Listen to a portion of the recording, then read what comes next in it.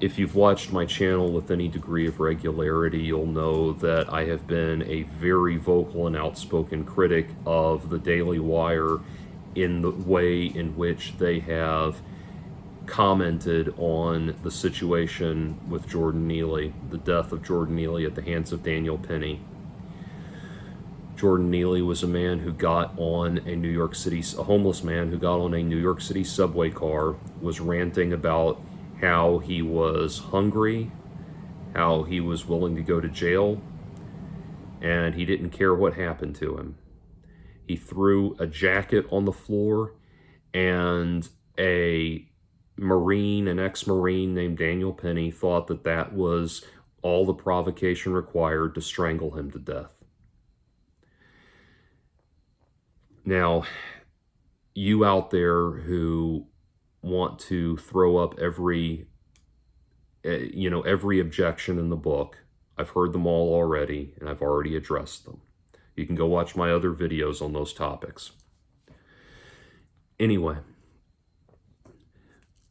what I wanted to comment on today was some views that were put forth by Candace Owens, because as the evidence against Daniel Penny has continued to mount, the Daily Wire seems to have quietly removed most of their videos commenting on the situation.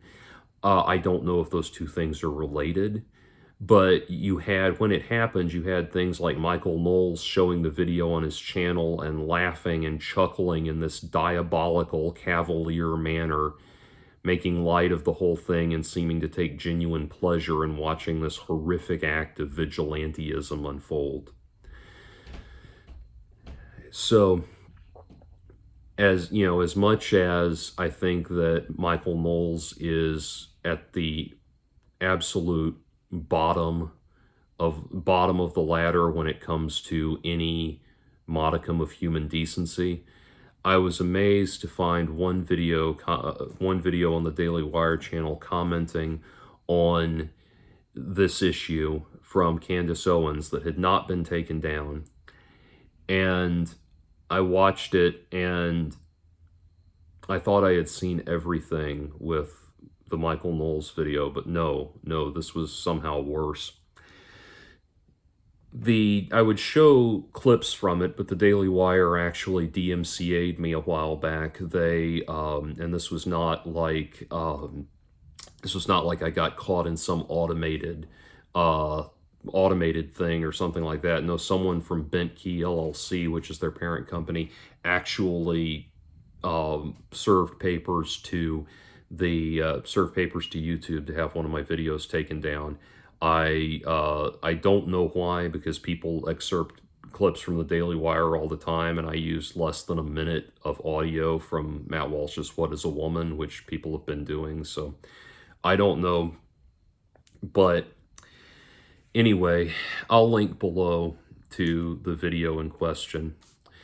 But first and foremost, Candace joins Michael Knowles in calling for bringing back insane asylums. And I was disturbed enough to watch Michael Knowles grinning from ear to ear, chuckling about what he'd like to see done to people in insane asylums and how much better it would be to bring them back and all of that. Let me tell you about what he's talking about. Obviously, inpatient psychiatric wards exist. You can go check yourself into one.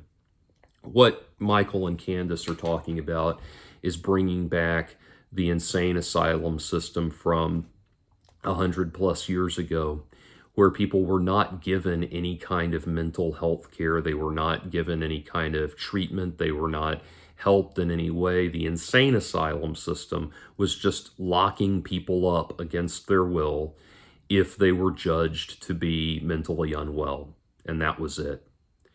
And it led to some horrible, horrible human rights abuses.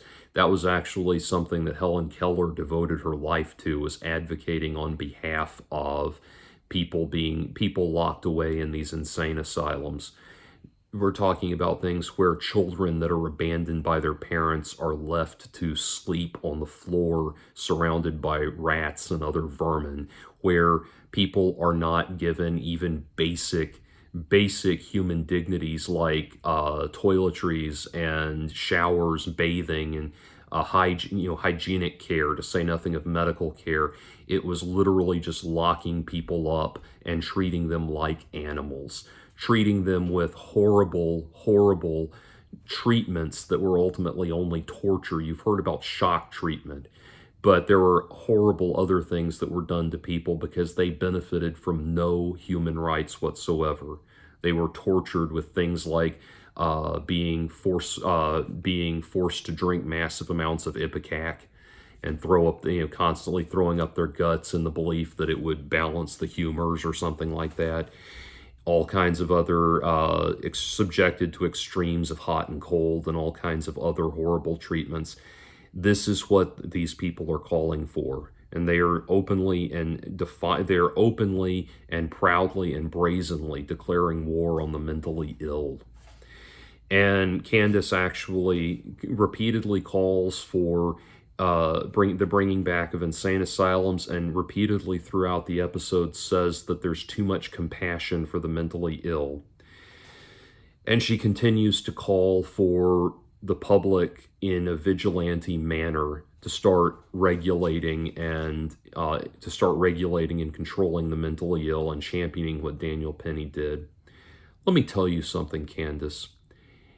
Right now, you are en route to, well, you're already pretty much there, but you're en route to being yet another right-wing queen of mean, just like Ann Coulter, just like Melanie Morgan, just like Phyllis Schlafly, one after the other, over and over again. These attractive or initially attractive right-wing women that develop this weird following for being deranged, heartless harpies. You're basically just on the way to that, and it's this constant thing of seeing if you can who you can one up in terms of being the most heartless person on the planet. I get it, but here's the thing, Candy. I have Asperger's syndrome, or well, now we just say high functioning autism. I'm OCD, and I have some other problems connected to those. And I have to spend every day consciously thinking about how I look and appear to the rest of the world. Because nine times out of 10, most people are compassionate. Most people are decent human beings. Most people will meet you halfway. And then there's people like you, Candace.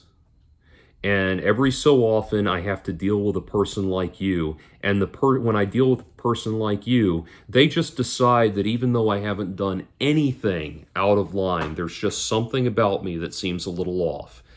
I was talking that, they were looking at me, and while I was talking to them, I went, and so they've decided now that I'm someone that's not to be trusted. All of my I must have no moral compass whatsoever. I must be some kind of deranged lunatic because I twitched at the wrong time while I was talking to them, or appeared uncomfortable, or appeared to snap my neck at the wrong time, or I was sitting there staring at something, fixated. I allowed myself to drift off, as I'm given to do, and stare fixatedly at something. I have to be careful about staring fixatedly at my reflection in mirrors. It's not a vanity thing. It's like a calming safety thing. And I have to be careful about that. If I stare at things too hard, if the tone of my voice is too loud, or I'm too excited, or I appear to be at all not right in some way, someone like you, Candace, will decide that I'm not to be trusted, will start coming after me. And no, Candace, I don't have anything in my history like Jordan Neely. I've never been arrested. I've never assaulted anybody. I don't have any kind of violent background or anything like that. I'm a very quiet, generally passive person for the most part. And I am 6'2", and I am a very large person. And because of that, I have to realize that I've had to realize that everybody is just naturally going to be on edge around me. Because if I move too fast, someone like you that's detected a little something wrong with me, is already going to be ready to rip me limb from limb. And so you'll understand, Candy, if I don't exactly take kindly to this bullshit idea of you calling to not have compassion for the mentally ill, you calling for vigilantes to prevail upon the mentally ill, to lock us away, that kind of thing. And and you go on, like you say, you talk about not having compassion for the homeless because 9 times out of 10 they're drug-addled maniacs. Candy, you're going to have to show me the part in the Bible where Jesus says, well, fuck the homeless, they did it to themselves. Doesn't exactly sound like, Jesus didn't ask anybody for, character witnesses or proof that they're decent, upstanding members of society before he healed their leprosy and cast out demons and all of that. This bloodthirsty, ravenous rage with which you operate, Candace, is not Christian. I care, it's funny, I get in arguments, I have people coming at me, people from your side saying, how can you be okay with gay marriage and call yourself a Christian? How can you be okay with abortion and call yourself a Christian? Because Christianity for me, I know there's people on your side, Candace, have convinced themselves that the 2 commandments are don't be gay and harass people trying to get abortions. Moses came down with 2 commandments and that's it. And that's, for some reason, this Christianity has been allowed to be bastardized into this ridiculous thing. But no, my Christianity is about our compassion that we have for each other, about the charity that we have. I don't just mean financial charity, I mean charity of character, charity of decency towards one another. That is at the heart of the Jesus that I worship. And yeah, that compassion extends to a mentally ill man, homeless man on the subway that's been arrested 44 times. Oh, and by the way, Candace, you talk about how he's been arrested 44 times and people still and people are still opposed to what Daniel Penny did. Yeah, because guess what, Candace? You don't stop getting protected by the law. You're not supposed to ever stop getting protected by the law in this country, ever. Even if you have a criminal background. Just because someone's been arrested 44 times doesn't mean it's open season on them. Doesn't mean the good, kind, decent Christian people like Daniel Penny can go declare martial law and just impose vigilante justice at will. Your idea of Christianity is a guy's yelling on the subway, now die? Oh, and by the way, I wanted to, she quotes a guy named Juan Vasquez. I'll put a link to an interview with Mr. Vasquez in the low bar. She's actually very much misappropriating what he said. He actually is on the side of saying that Daniel Penny acted excessively. He's not opposed to, or he's not on the Daily Wire side. Anyway, but it's funny. Like Candace talks about, she read a quote from AOC, and I'm not a fan of AOC, but she a quote from AOC expressing compassion for Jordan Neely, and she says, "You know what? I think AOC is the kind of person who watches a Batman movie and roots for the Joker because he's mentally ill." And it's like, Candace, do you know anything about the Batman mythos, about the whole concept behind the Joker? I mean, have you seen any of the ways the Joker's backstory is portrayed? Whether it's the way it was told in Batman: The Killing Joke, or the way it was told in the movie Joker, all this over and over again. The message is, that is the message, Candace. The message is that if this mentally ill man had not been abandoned by society, it had not been abandoned by society, he might not have become this horrible creature that he turned into. Did you watch the Joker movie at all? What did you think the point it was? What do you think they were trying to say when they said, what do you get when you cross a mentally ill loner with a society that abandons him and treats him like trash? You get what you fucking deserve. What do you think they were trying to say there?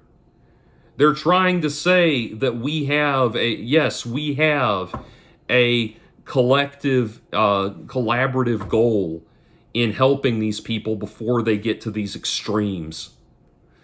That, maybe, just maybe, Candace, the solution to this problem is not fuck the homeless, go kill them. And if that weren't enough, she shows footage of something that she recorded when she was at the airport recently, where there was a young woman who had Tourette's syndrome and was having a meltdown in public, where she was yelling at police officers. Now, Candace claims that she threw punches at the police officers, but we have nobody except the factually challenged Candace Owens to support that. Anyway, so Candace immediately got the video camera rolling, and started taping the girl. And she starts, and this girl, who is surrounded at this point, is surrounded by police officers and the people trying to ask that she not be filmed. Candace starts saying, record her, and goes up the girl and says, you should be ashamed of yourself, and starts berating the girl.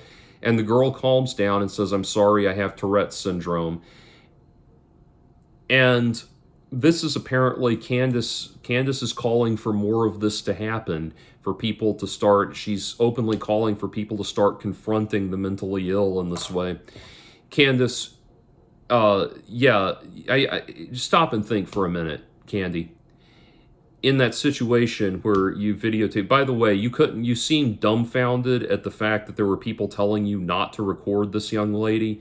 Yes, that's because those people were probably her friends or caregivers who know that she has this problem and didn't want her to have to suffer that kind of indignity. But that's at the core of who you are, Candace. You soared to fame because of your whole social autopsy bullshit, that you are going to chronicle every bad thing people have ever done online and make sure that it stuck with them and haunted them.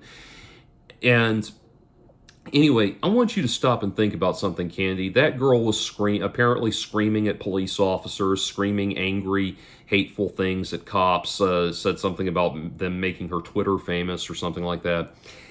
And yet the police did not kill her on the spot. Do you know why that is, Candace? It's not because the police are have been subjugated by limp-wristed liberal Democrats or something like that. It's because, Candace, the police are trained to deal with these kind of situations. The police are trained to assess what kind of mental state someone is in. They're trained to assess whether or not someone poses an actual threat, and they are trained to de-escalate the necessity for the use of force. That's what they're supposed to be able to do, ideally, and no, it doesn't always work out like that. But that's what police are trained to do. And what's amazing, Candace, is not just that you want to start acting in lieu of you don't want to just start acting in absence of the police. You want to start enacting vigilante justice in the presence of the police. You are actually placing yourself above law enforcement. But guess what, Candace? The reason the police were not reacting towards that young lady the way you wanted them to react is because the way you wanted them to react is not how they're supposed to react. Yeah, the police are trained to de-escalate a situation in the smoothest and least violent way possible. And I think you realize that. I think you realize, hopefully you realize on some level, that you were the person inflaming that situation, making it worse than it needed to be. And you were the person who was causing an incident. Right there. The police had the girl under control. They had that situation under control, but you had to go in there and do whatever the hell it was you thought you were doing there. And you know, Candace, you really need to rethink this idea about bringing back insane asylums, because I really don't believe, Candace, I really don't believe that you're all there. I really don't think you're playing with a full deck. The way you are so tightly wound, the way you explode in violent rages at the slightest provocation. And I don't care that you're making your living off of this very dark and insidious part of your personality. The way that you fly off on violent rages is deeply, deeply disturbing. The way you go from 0 to 60 instantly, the way you seem to have no filtering mechanism is very concerning and very disturbing. But what's really disturbing, Candace, is the number of people that listen to you. The number of people that listen to you and are hearing what you are saying, hearing your calls for vigilante violence against the mentally ill. Those people are going to go out into the world looking for a fight. Those people are going to go out into the world, as we've seen before in these horrible vigilante situations, over and over again. They're going to go kill somebody, and their provocation for killing the person, provocation for getting involved with the person in the first place is going to be over something so mild. Trayvon Martin was confronted by George Zimmerman because he was apparently walking slowly and looking in windows. The Ahmaud Arbery situation happened because Ahmaud Arbery was seen walking around a construction site. This recent situation here happened because a mentally ill homeless man was yelling on the subway. And I'll tell you something, Candy. You want to talk about how scared you are getting on the subway? I've lived in big cities, Candace. I've seen scary people do scary shit on the subway. And when I hear about this Jordan Neely thing, I'll tell you something that I'm reminded of. When I started college, I went to college in Boston, and when I was moving in, my move-in weekend, I was moving in with my parents, and my dad and I got on a Boston City bus, and there was a black man that got on, and he started screaming, walking up and down, clearly a homeless man, started storming up and down the aisle of the bus, ranting and raving at the top of his lungs about how much he hated white people, about how white people had ruined his life, etc., all the horrible things he wanted to do to white people, all of this, all these things. It was very uncomfortable. It was very much easily the kind of quote unquote threatening situation where some asshole like Daniel Penny probably would have, if he'd been there, probably would have jumped up and tackled him. But you know what the reaction was from me and my dad and pretty much everybody else on the bus? We just sat there and ignored him. Because walking around screaming random ridiculous crap, some homeless person screaming random ridiculous crap on public transportation is not cause for them to be killed. And you being made to feel uncomfortable is not cause for killing somebody. And that's the simple reality of it. Over and over and over again, the death penalty, these vigilantes are employing the death penalty at the drop of a hat. The nanosecond things seem slightly uncomfortable. That guy that was ranting and raving on the bus that I just described, he got off at the next stop, I mean. Homeless people rant and rave. And the thing is, this is what we keep trying to get back to. Your whole concept, your Christian worldview, Candace, is to go tell people to enact vigilante violence against the mentally ill. Can you not comprehend at all, that what we are talking about when we talk about preventative measures to help the mentally ill is not, no one is calling for mentally ill people to be able to hurt anyone or to harm people or anything like that. We're saying that all of these people are out on the street because nobody wants to help them and nobody wants to take care of them. And you want to know something, Candace? Part of the reason we have this problem is because of one of your favorite people. I'm going to assume your favorite people because you're conservative. One of your the favorite conservative people out there, Ronald Reagan. In the 80s, Ronald Reagan just decided we weren't going to pay for any kind of mental health care. We weren't going to pay for any kind of treatment for the mentally ill or anything like that. And he turned a whole bunch of people, mentally ill people, loose on the streets. And that's where the whole stereotype of that's where we got the whole stereotype of the crazy homeless person.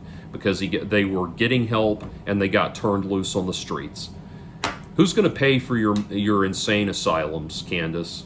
I assume that's going to be paid for with taxpayer dollars, and if it is, what I would love to see, if we're going to use taxpayer money for anything, let's use taxpayer money to address the mental health crisis in this country, and do it in a helpful and compassionate way, where we actually can get people like Jordan Neely off the streets before something like this happens.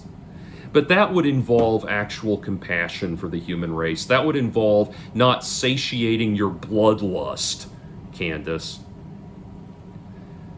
But like I said, I really don't think you're all there. I really don't think that you are playing with a full deck.